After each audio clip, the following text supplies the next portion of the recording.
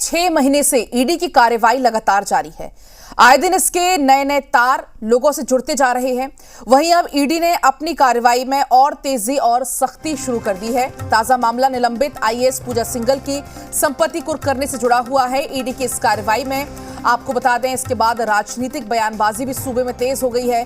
पूजा सिंघल पर ईडी के द्वारा की गई कार्रवाई पर राज्यसभा सांसद आदित्य साहू ने कहा है कि सिर्फ पूजा सिंघल ही नहीं है, जो भी भ्रष्ट लोग हैं ईडी के दायरे में आए हैं और ऐसे सभी भ्रष्टाचारियों की संपत्ति आने वाले समय में ईडी अटैच करेगी। इधर राज्य में लगातार चल रही ईडी की कार्रवाई पर एक बार फिर कांग्रेस प्रदेश अध्यक्ष राजेश ठाकुर ने केंद्रीय जांच एजेंसियों को कटघरे में खड़ा किया है।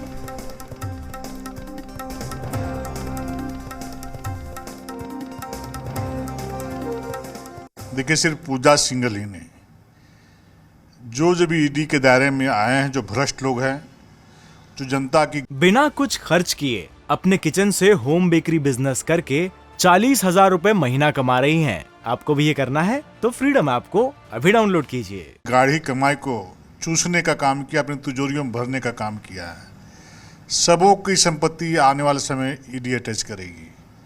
क्योंकि गरीब का जब आह लगता है तो बड़े बड़े लोग धराशायी हो जाते हैं। अरे ये पैसे वाले लोग, कहाँ से इतना पैसा इनके पास आ गया चंद दिनों में? कौन इनको इतना पैसा दिया? वो गरीब का पैसा है। आज पूरा शहर, पूरा झारखंड में लोग अंधेरे में जीने को विवश है। बोलते हैं पैसा नहीं है। इनके पास पैसा कहाँ से निकल रहा? देखिए, 8 तारीख को गुजरात का चुनाव परिणाम आने वाला है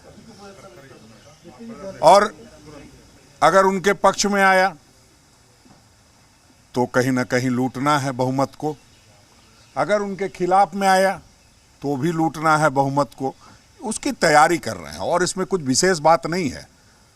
मैं तो पढ़ रहा था, रघुवर दास जी को भी सम्मन किया है ईडी ने किसी मामले में, हॉर्स ट्रेडिंग वाले मामले में। तो अब वो इस दिशा में बढ़ रही है कि चाहे अपने एक आध आदमी की कुर्बानी देनी पड़े, लेकिन इसको जस्टिफाई करेंगे हम। जो ईडी के छापे पड़ रहे हैं या ईडी की कार्रवाई है जो गैर भाजपा शासित राज्यों में की जाती है, उसको जस्टिफाई करने के लिए अब रघुवर दास जी को भी घेरे में लिया जा रहा है। केंद्र सरकार के पास जो भी एजेंसीज हैं वो स्वतंत्र रूप से काम करती है। ये कांग्रेस का शासनकाल नहीं है जिसमें एजेंसियों को स्वतंत्रता नहीं थी।